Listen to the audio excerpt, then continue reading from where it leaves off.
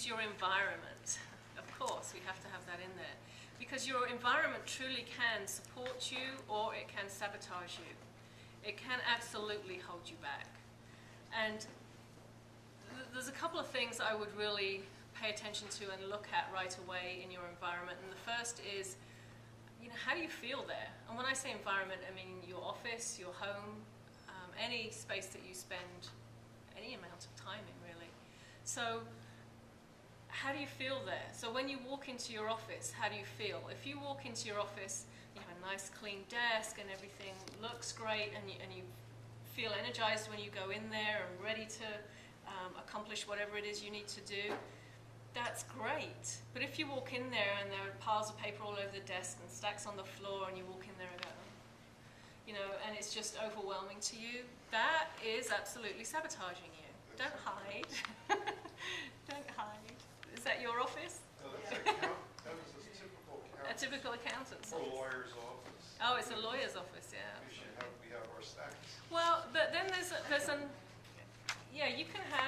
you can have stacks, and there are two forms of chaos. There's active chaos and passive chaos.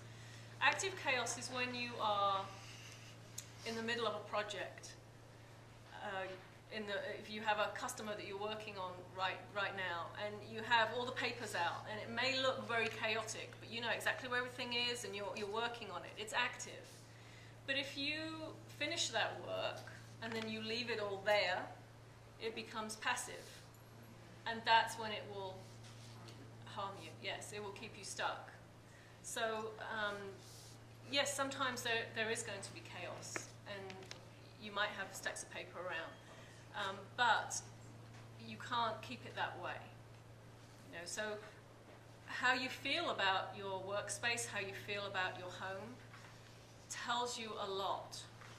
So just doing that gut check with, how do I feel when I come home? Because if you've had a really hectic day, you've had a really busy day, you come home, you're very tired, you should walk in your front door, and now it should restore you. You should feel good. You're home.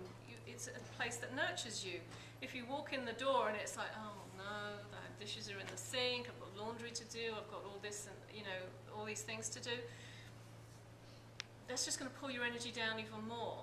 So that's one thing. But the other thing one of the questions I like to ask people about their homes, I always ask clients this, is what do you love most about your home and what do you like least about it?